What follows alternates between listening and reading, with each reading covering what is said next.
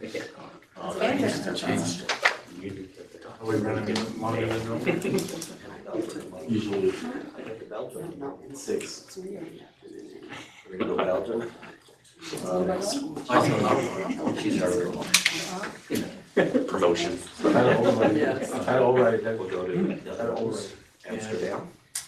Is it lost? France. His is a still that word. Yeah, we went up to 85.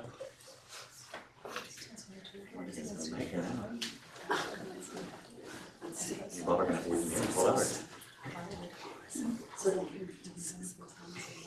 Yeah.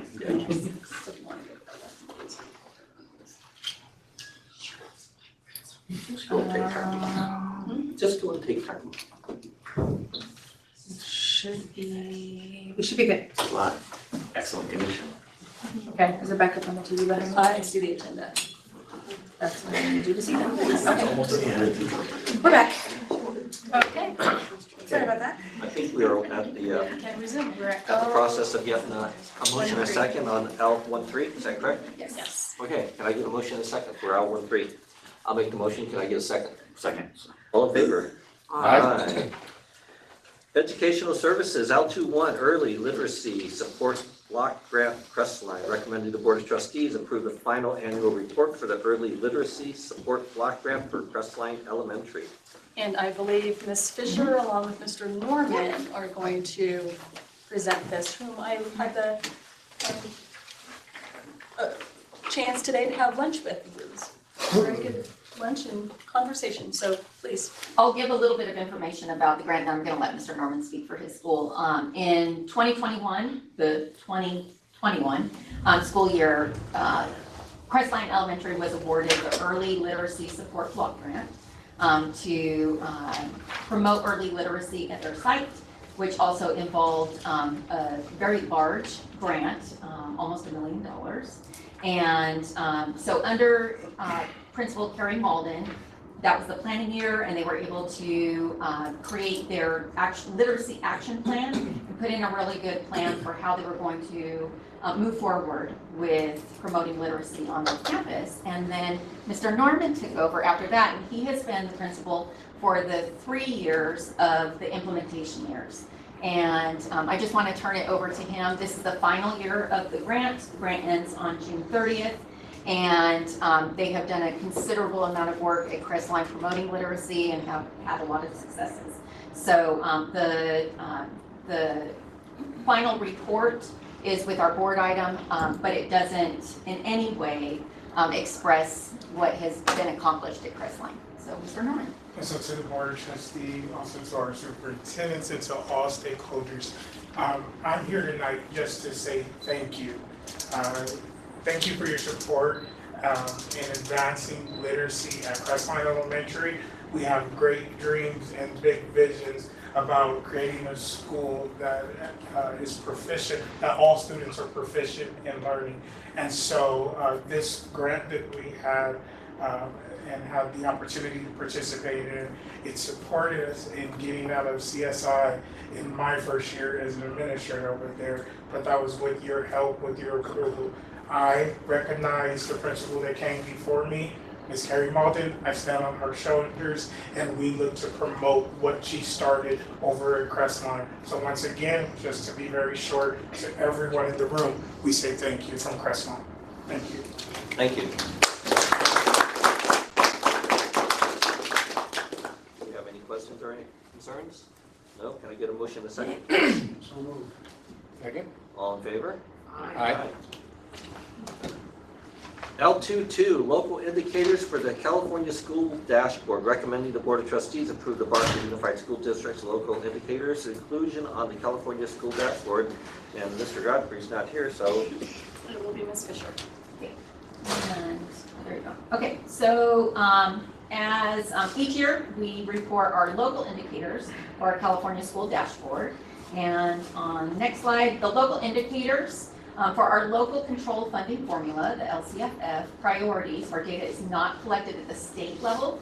The LEA is required to measure and report its progress through the California dashboard based on locally collected data, so which we will be doing tonight.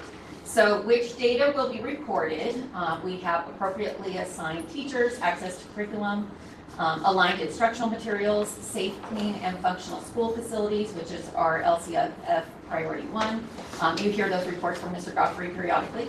Implementation of state academic standards, which is priority 2, parent engagement, priority 3, school climate, priority 6, and then access to a broad course of study, which is priority 7. So for our first priority, priority 1, appropriately assigned teachers access to curriculum aligned instructional materials, safe, clean, and functional school facilities.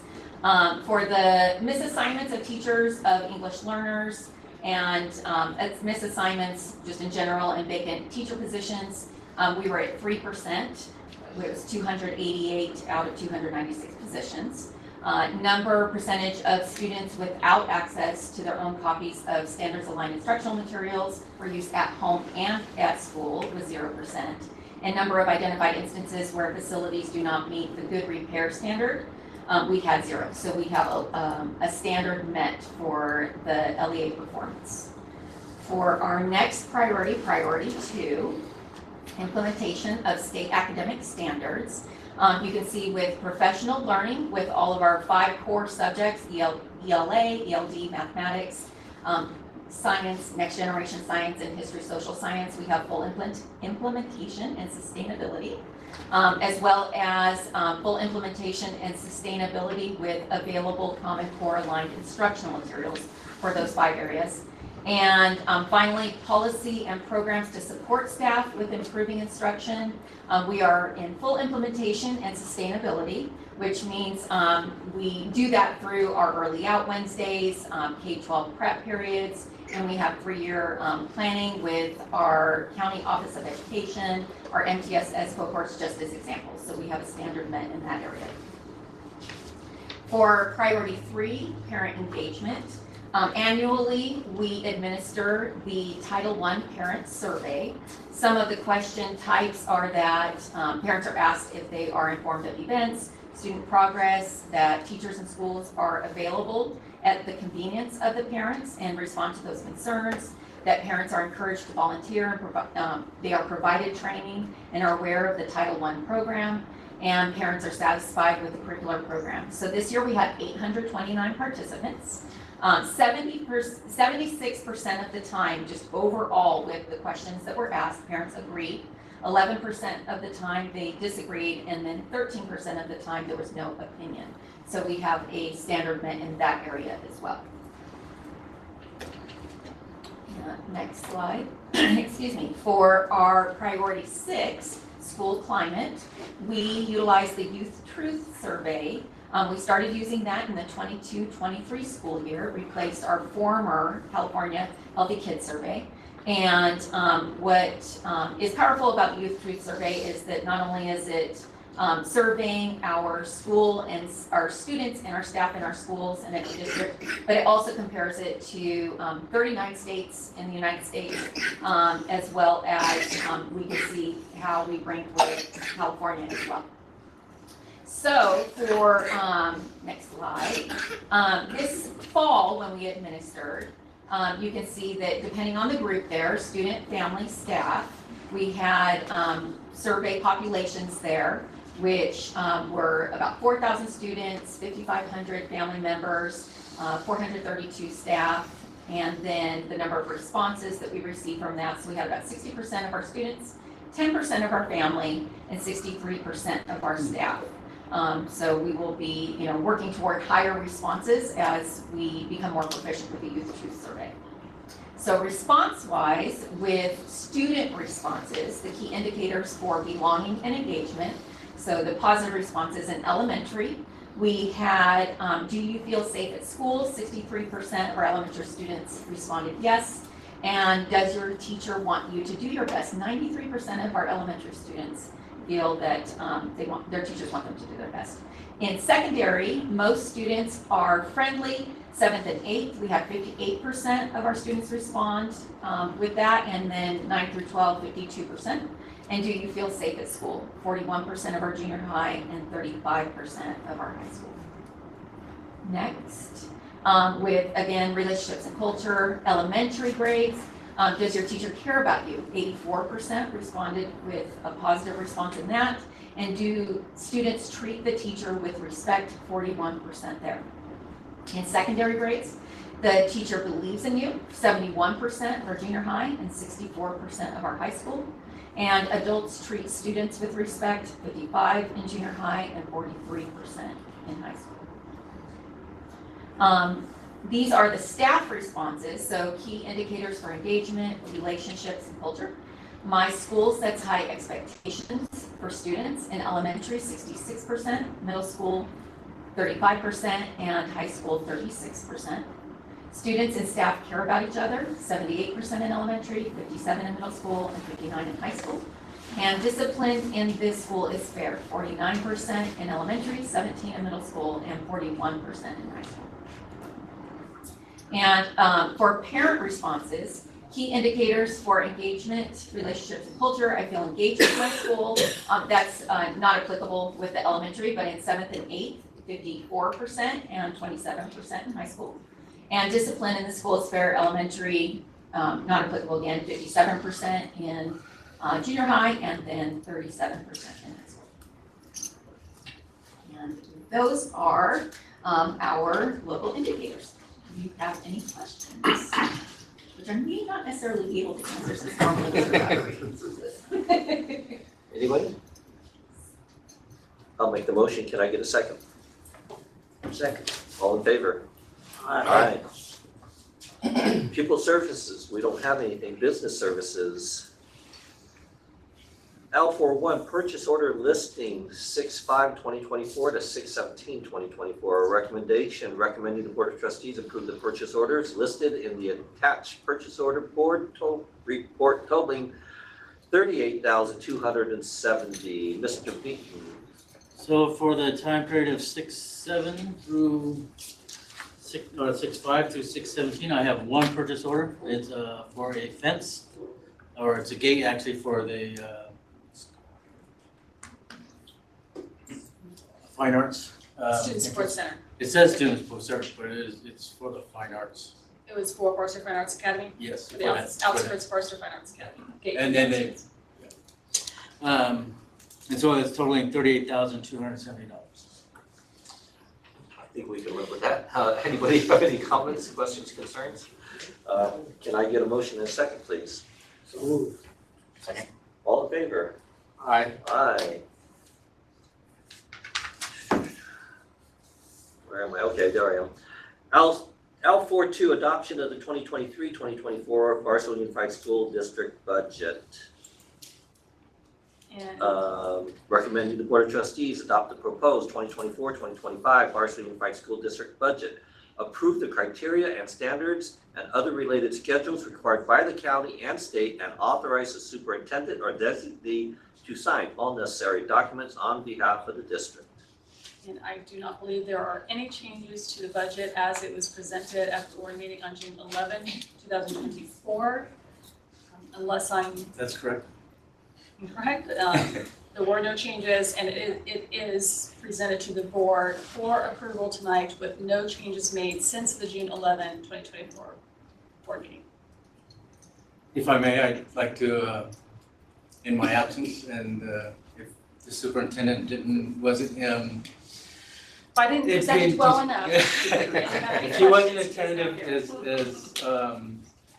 it wasn't for her, I just wanted to apologize for not being here. My dad took ill and it was really unexpected. It was an accident that we didn't even know was brewing. So just wanted to thank the superintendent for paying attention to what we did. She feels doing great. So. She did. Thank She you. did good in your. Yes, she did. And if it wasn't for her, we'd had to have this question. Yeah. Thank you. You're welcome. It is approved, it is presented to you tonight for approval. Okay. Final. Can I get a motion in a second? So moved. Second. All in favor? Aye. L4, 3, Inland Personnel Council Agreement for Special Services 2023-2026. Information presenting the Inland Personnel Council Agreement for Special Services and information to the Board of Trustees. So we have an agreement with the Inland Personal Council. They also, with Riverside County and San Bernardino County. They agree to work with each other and provide services to us for, I think, a nominal fee of like $2,500, which we pay. So, but this is just an informational item. All right, great, thank you. Nothing for technology and information services nor personnel services, for personnel services we have certificated. L6A1, public hearing for provisional internship permits, otherwise known as PIP for educators for the 2024-2025 school year. Recommendation, recommending the Board of Trustees adjourn to a public hearing to provide an opportunity for the board to receive input concerning the proposed provisional internship permits. We're adjourned to public hearing. It is 6:22. Anybody?